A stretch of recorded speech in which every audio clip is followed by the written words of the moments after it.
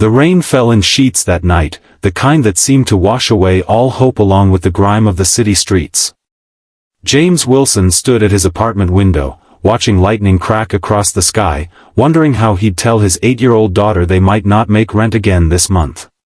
Little did he know, the drenched figure huddled at the bus stop below would change their lives forever. If you've ever believed in fate or second chances, this story might just restore your faith in humanity. Stay with me until the end, I promise it'll be worth it.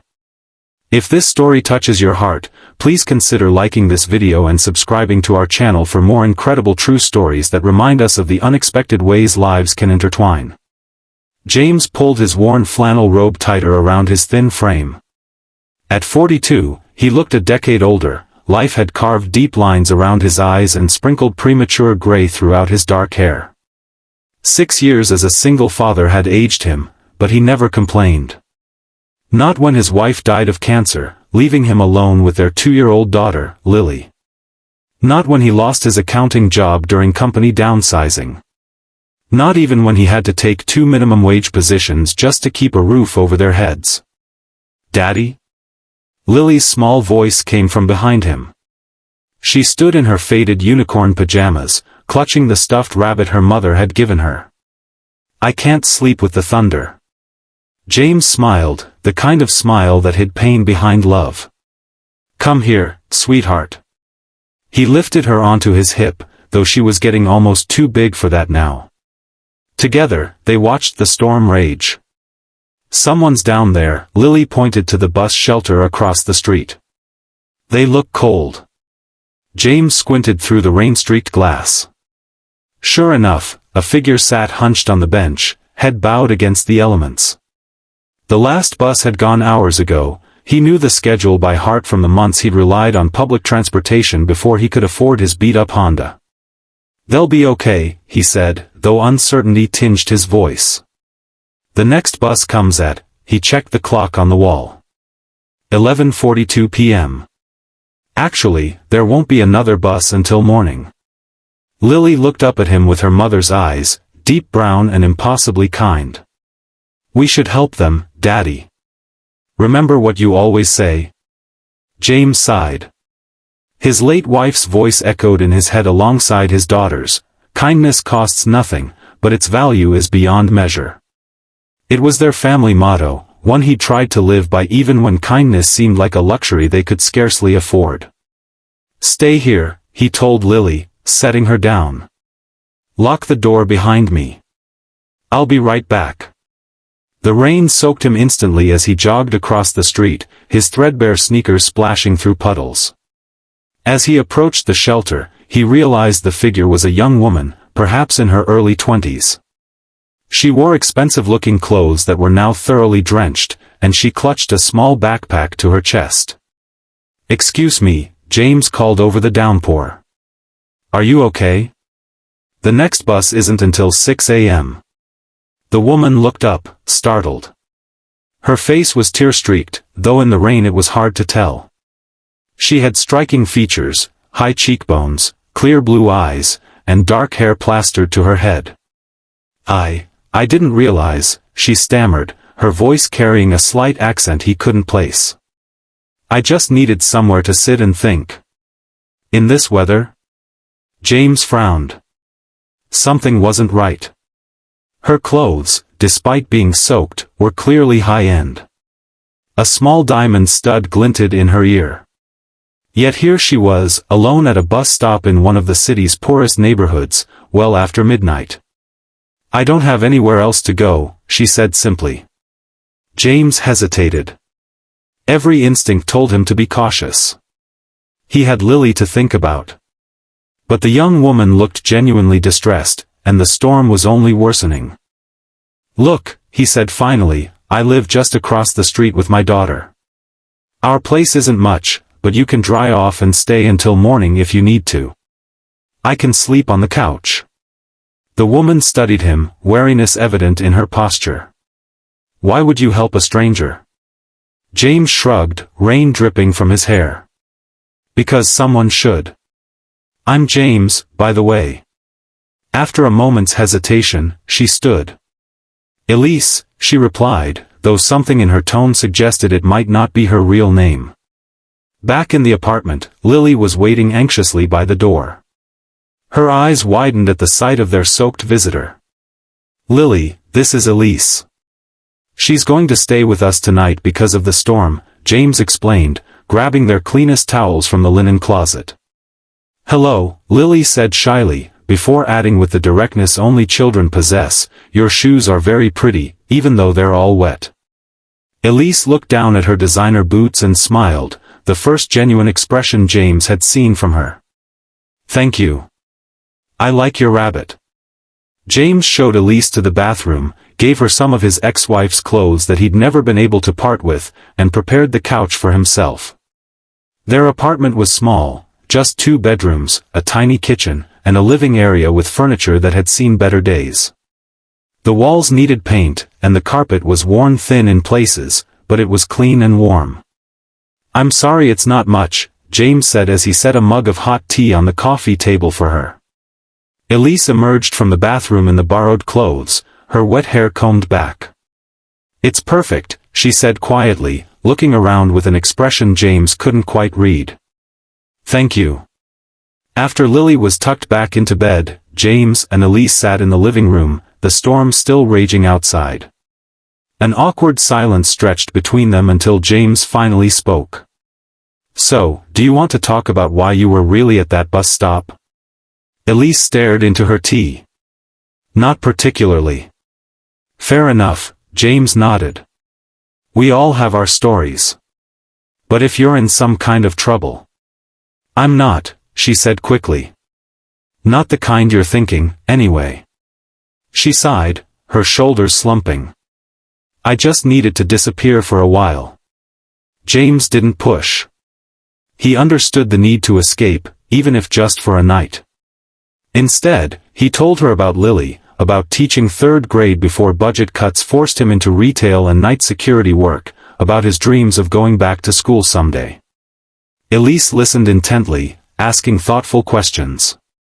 As the night wore on, she gradually revealed small details about herself. She loved art, spoke 3 languages, and had traveled extensively. But she carefully avoided mentioning family or why she was alone in the rain. By the time they both retired, Elise to James's room and James to the lumpy couch, something had shifted. A tentative trust had formed, born of shared humanity in the middle of a storm. Morning arrived with clear skies and sunlight streaming through the windows. James woke to the smell of coffee and the sound of laughter. Following the noise to the kitchen, he found Elise and Lily making pancakes together, flour dusting both their faces. "Daddy! Elise is teaching me how to flip them in the air," Lily exclaimed, her eyes bright with excitement. "I hope you don't mind," Elise said, suddenly uncertain.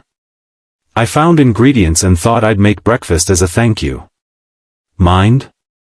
This is the best wake-up call I've had in years," James smiled, accepting a mug of coffee that tasted far better than the instant brand he usually bought. They ate together at the small kitchen table, Lily chattering about school and her upcoming science project. For a brief moment, it felt like they were a normal family without the weight of financial stress and loneliness that had become James's constant companions. After breakfast, Elise insisted on washing the dishes. "I should get going soon," she said, though she made no move toward the door. "Where will you go?" James asked, helping dry the plates. Elise's expression clouded. "Back to reality, I suppose." Before she could elaborate, a sharp knock came at the door. James frowned. They rarely had visitors, especially on a Saturday morning. When he opened it, he found 2 stern-looking men in dark suits standing in the hallway. "Can I help you?" James asked, immediately on guard. "We're looking for Alexandra Devereaux," one of the men said, his tone professional but urgent. "We have reason to believe she might be here." James was about to deny knowing anyone by that name when Elise appeared behind him. "It's okay, James," she said softly. "That's me. My real name is Alexandra." The men visibly relaxed. Miss Devereaux, your father has been extremely concerned. The entire security team has been searching all night. James turned to her, confusion evident on his face. What's going on? Alexandra, not Elise, sighed deeply. James, I haven't been entirely honest with you. My father is Richard Devereaux. The name hit James like a physical blow. Everyone knew Richard Devereaux, the real estate magnate whose company owned half the city, including the building where James worked his night security job. His net worth was estimated in the billions. You're a Devereaux, he managed, trying to reconcile the humble, kind woman who'd made pancakes with his daughter with the heiress to one of the country's largest fortunes. I am, she confirmed, a hint of defiance in her voice. And I ran away last night because I was tired of living in a bubble where everyone wants something from me. I just needed one night of being nobody special. The security men waited patiently by the door while Alexandra gathered her things. Lily, sensing the tension, hugged her stuffed rabbit tightly. Are you leaving, Elise? She asked in a small voice. Alexandra knelt down to Lily's level. I am, sweetheart. But thank you for sharing your home with me. It meant more than you know. As she stood to leave, she pressed something into James's hand, a business card with her personal number scrawled on the back. Thank you for your kindness, she said simply. It cost you nothing, but to me, it was everything. And then she was gone, whisked away in a black luxury car that seemed jarringly out of place in their neighborhood. James stood at the window with Lily, watching as the vehicle disappeared around the corner, taking with it the strange connection that had formed in the span of a single stormy night. Will we ever see her again, Daddy? Lily asked. James looked down at the card in his hand. I don't know, sweetheart. Life returned to its normal rhythm. James continued working his 2 jobs, Lily went to school, and the struggle to make ends meet remained constant. The night with Alexandra began to feel like a dream, something too fantastical to have actually happened. 3 weeks later, James was called into his manager's office at the department store where he worked days. His heart sank, budget cuts had been rumored, and he couldn't afford to lose this job. Wilson, his manager began, unusually solemn, I received a call from corporate today. James braced himself for the worst. They've created a new position, head of community outreach and education programs. Full benefits, significant salary increase. And they want you for it. James stared, certain he'd misheard. Me? Why? His manager shrugged. Apparently, someone very high up recommended you personally. Said you embodied the values the company wants to promote. That evening, a letter arrived at their apartment. Inside was an acceptance letter to the local university's education program, with a note stating his tuition had been covered by a private scholarship fund. The letter was unsigned, but James knew. 2 days later, as James was helping Lily with homework, a knock came at their door.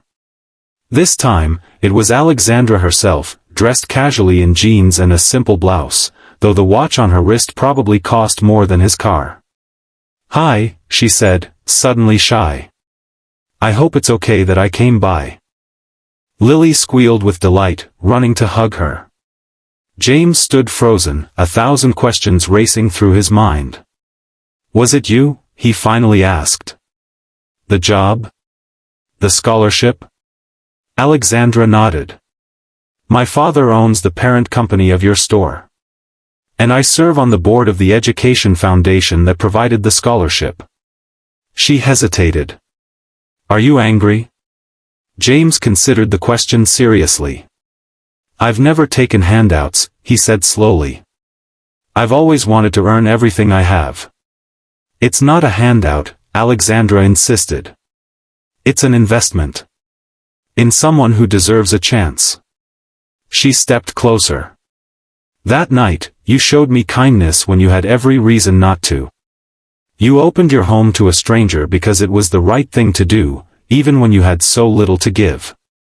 She glanced around the apartment, seeing not its shabbiness but the evidence of love that filled it, Lily's artwork on the refrigerator, the bookshelf overflowing with library books, the worn photo albums carefully arranged on a side table. My father built his empire on the belief that everyone has a price, she continued.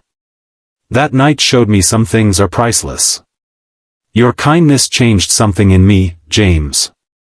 I've spent the last 3 weeks convincing my father to establish a foundation for single parents pursuing education, with you as our first recipient.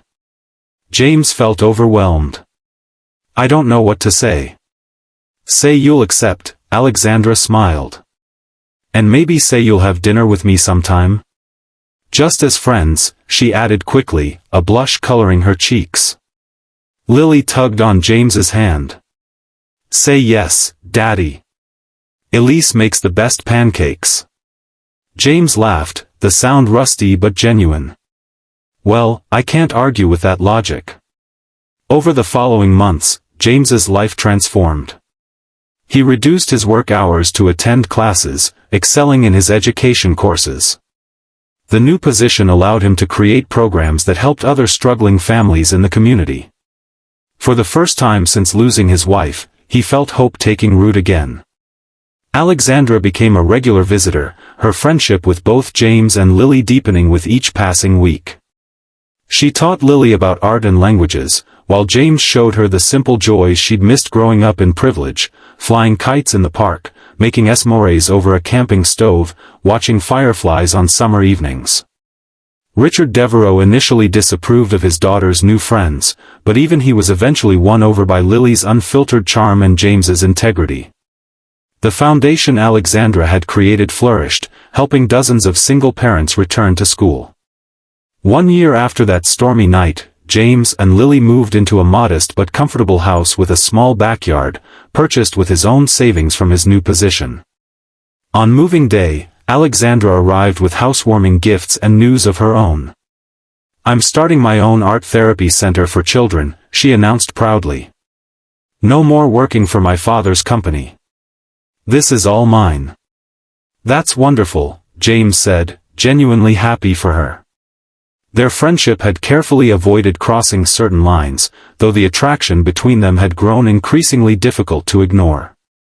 As they sat on the porch that evening, watching Lily chase fireflies in the yard, Alexandra turned to him. Do you ever think about how different our lives would be if it hadn't rained that night? She asked.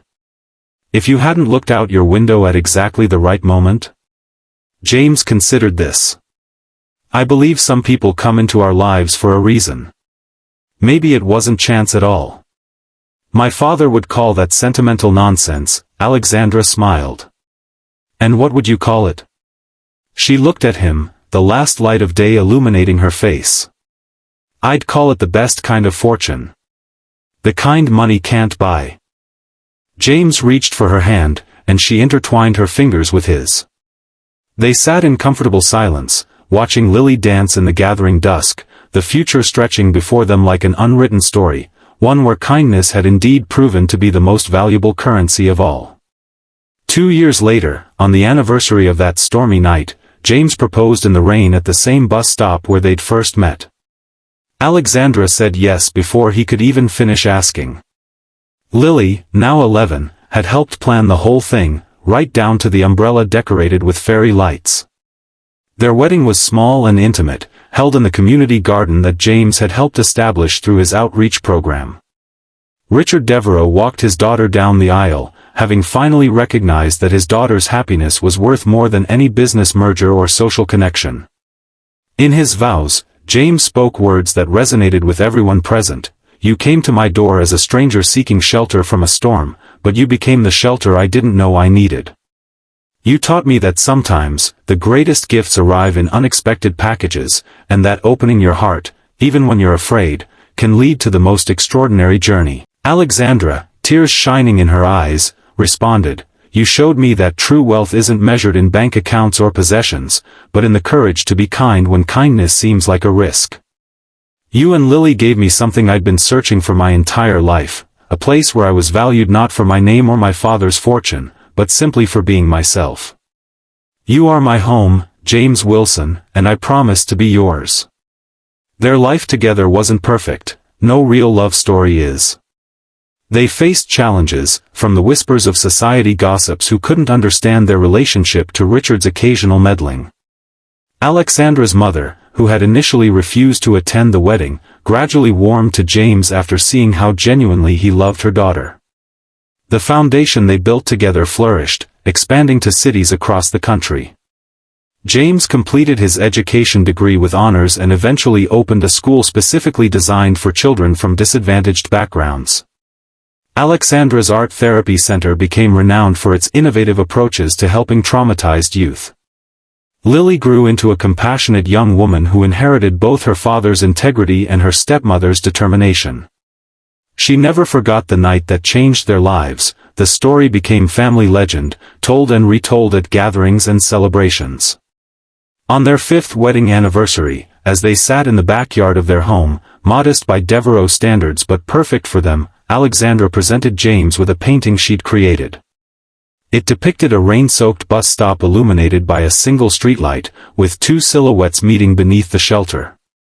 "To remind us," she said softly, "that sometimes the greatest journeys begin with a simple act of kindness." James looked at his wife, still amazed by the twist of fate that had brought this extraordinary woman into his life. "I was just doing what anyone would do," he said, an echo of words he'd spoken years ago.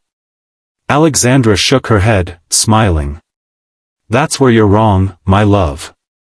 Not everyone would have opened their door that night. Not everyone would have trusted a stranger. You did, and it made all the difference." From the patio, they could see Lily in her room through the window, studying diligently. She had her mother's eyes and her father's determination, but she also carried something uniquely her own, a belief in possibilities that came from witnessing firsthand how life could change in a single night. "Do you ever regret it?" James asked suddenly. "Giving up the life you had? The privilege, the security?" Alexandra laughed, the sound still his favorite melody after all these years. "Regret trading empty luxury for genuine happiness? Never." She leaned against his shoulder. "Besides, I didn't give up anything that mattered. I gained everything." As twilight deepened around them, James reflected on the journey that had brought them here. From a struggling single father to an educator making real difference. From a lonely heiress to a woman who had found her purpose. From strangers in a storm to a family bound by love. Their story spread beyond their immediate circle, inspiring others to believe in the power of unexpected connections. Richard Devereux, initially embarrassed by his daughter's common marriage, eventually became their biggest champion, using his influence to support their causes and, more importantly, learning from his son-in-law what true success looked like. 10 years after that fateful night, James and Alexandra stood at the grand opening of the Wilson Devereux Center for Family Support, a comprehensive facility offering education, housing assistance, childcare, and job training for single parents. The building stood on the very block where James's old apartment had been, a physical testament to how far they had come. As James cut the ribbon, with Lily, now a poised 18-year-old headed to college, and Alexandra by his side, he addressed the crowd gathered for the occasion. "This center exists because of a rainstorm," he began, drawing curious looks. "Because sometimes, life sends us exactly what we need in the most unexpected packages. Sometimes, the person seeking shelter is actually bringing you the shelter you didn't know you needed." He looked at his wife, her eyes still capable of taking his breath away. "We all face storms in our lives, moments of doubt, of struggle, of wondering how we'll make it through. The secret isn't avoiding the rain. It's learning to see the possibilities that arrive with it." Alexandra squeezed his hand, adding her own words, and remembering that kindness, even when it seems like the riskiest choice, is never wasted. Sometimes it changes a life. Sometimes it changes many lives. And sometimes, if you're very fortunate, it changes the world. As they walked through the center that afternoon, showing visitors the facilities that would help so many families find their footing, a sudden summer shower began outside. The sound of rain on the roof made them both pause, sharing a smile that needed no explanation. Some might call their story a fairy tale, the struggling single father and the millionaire's daughter finding unlikely love. But those who knew them understood it was something far more valuable, proof that compassion could bridge any divide, that genuine connection could flourish in the most improbable soil, and that sometimes, the greatest acts of courage were also the simplest acts of kindness. Years later, when Lily published her memoir about growing up with her remarkable parents, she titled it, The Night It Rained, a tribute to the storm that had washed away old boundaries and nourished new beginnings. The book became a bestseller, not because it featured the Devereaux name, but because it spoke to a universal truth, that life's most profound transformations often begin with the smallest choices. In the final chapter, she wrote words that captured the essence of her parents' journey. My father always taught me that kindness costs nothing but its value is beyond measure. My mother showed me that true wealth lies in having the courage to be vulnerable. Together, they proved that when we open our doors to others, literally or figuratively, we often find that we're the ones being rescued. James and Alexandra, reading those words together on their front porch swing, surrounded by the life they had built, knew that the real miracle wasn't that they had found each other that stormy night. The miracle was that they had recognized the gift they were being offered and had the courage to accept it. Would you do it again? Alexandra asked, echoing a question they had asked each other many times over the years. If you could go back to that night, knowing everything that would follow? James smiled, the answer as certain as it had always been. In a heartbeat. Every time. Outside, rain began to fall once more, a gentle reminder of beginnings and the endless possibility of second chances. And as they listened to its rhythm on the roof, they were grateful, not despite the storm, but because of it. If this story touched your heart, please take a moment to like this video and subscribe to our channel. Sometimes the most powerful stories are the ones that remind us how a single act of kindness can change everything. Share this with someone who needs to be reminded that even in our darkest moments, unexpected light can find its way in, sometimes through the simplest open door. Sometimes the questions that seem to destroy us are actually the ones that save us. They force us to confront truths we've been avoiding, to see possibilities we've been blind to rebuild in ways we never thought possible. 3 years later, Lily has 2 parents again. Catherine is no longer my boss. We're partners in a new agency we built together, one that values family and balance as much as success. Our home is filled with laughter, with challenges overcome together, with a love that grew from the